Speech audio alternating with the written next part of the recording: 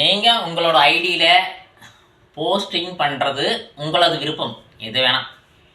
ஏன்னா நான் ஒரு சில தகவல் சொல்கிறேன், கேட்டுக்குங்க. எப்பவுமே உங்களோட ஐடியில் வேறவங்களோட போஸ்டிங், அவங்களோட ரெக்கார்டு, அவங்களோட அச்சீவ்மெண்ட்டு இது போடலாமா போடக்கூடாதா அப்படின்னா உங்களுக்குன்னு தனி மரியாதை இருக்காமல் போயிடும். இப்போ 5000 வீடியோ போஸ்டிங் போட்டாலும் சரி, 500 வீடியோ போஸ்டிங் போட்டாலும் சரி, 50 வீடியோ போஸ்டிங் போட்டாலும் சரி, அதனோட போஸ்டிங்கில் உங்களோட பங்கு 40% இருக்கணும். எப்படி? 40%. 60% வேறவங்களோட போஸ்டிங் போடுங்க, தப்பு கிடையாது. அதில் 5 போஸ்டிங்கு, அதாவது 5% to 10% பாட்டு, வேறவங்களோட பாட்டு, வேறவங்களோட விஷயம் அதெல்லாம் போடலாம், ஒன்றும் பிரச்சனை இல்லை.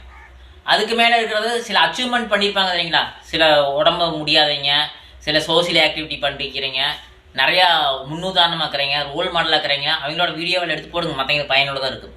சரிங்களா? ஆனால் நீங்கள் போடக்கூடிய போஸ்டிங்கில் 40% உங்களோட வீடியோ இருக்கணும். அது ஏதோ உங்களுக்கு வாய்ப்புகள் சேரும். சில விஷயங்கள் உங்களுக்கு கற்றுக் கொடுக்கும். இவர் வீடியோ தான் போடுறாரு, ஒன்றும் இல்லை அப்படிங்கிற கணக்கு வந்துடக்கூடாது. ஒன்றும் இல்லை, பார்த்ததை போடுவார், இவருக்குன்னு ஒன்றுமே, அதாவது மன உறுதி இல்லை, திறமை இல்லை அப்படின்னு யாரும் நம்மளை கணிச்சிடக்கூடாது. அதனால முடிஞ்ச அளவுக்கு நீங்கள் போடுங்க. சரிங்களா?